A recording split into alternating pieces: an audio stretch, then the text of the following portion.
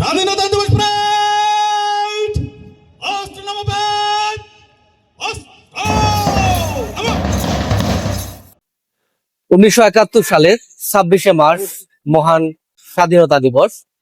আজকের এই দিবসটিতে 1971 সালের 26শে মার্চ মেজর জিয়াউর রহমান তিনি এই স্বাধীনতার বেতারের মাধ্যমে ঘোষণা করা হয়েছিল। তার ঘোষণার প্রেক্ষিতে দলমত নির্বিশেষে জনগণ নেমে এসেছিল স্বাধীনতা যুদ্ধে। নিরস্ত্র মানুষ তাদের দেশের অধিকার আদায়ের জন্য, জনগণের অধিকার আদায়ের জন্য নেমে এসেছিল স্বাধীনতা যুদ্ধে এবং দীর্ঘ 9 মাস যুদ্ধের মাধ্যমেই স্বাধীন হয়েছিল বাংলাদেশ।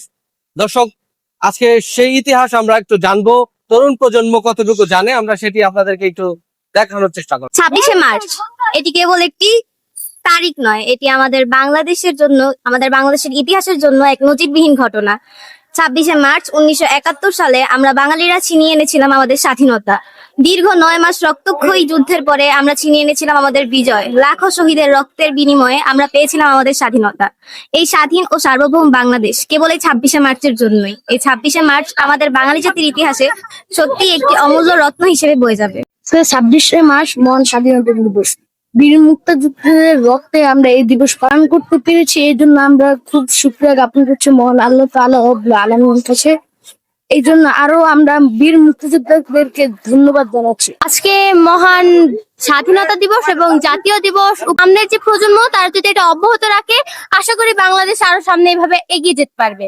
25শে মার্চ কালো রাতে এদেশের নিরীহ মানুষের উপর পাকিস্তানি হানাদার বাহিনী ছাপিয়ে পড়েছিল। আজকে হচ্ছে 26শে মার্চ অর্থাৎ মহান স্বাধীনতা দিবস। এটা হচ্ছে আমাদের দেশের জন্য খুবই তাৎপর্য এবং এটা হচ্ছে আমাদের জন্য অহংকার। আজকের এই দিনে 1971 সালে স্বাধীনতা ঘোষণা করা হয়েছে।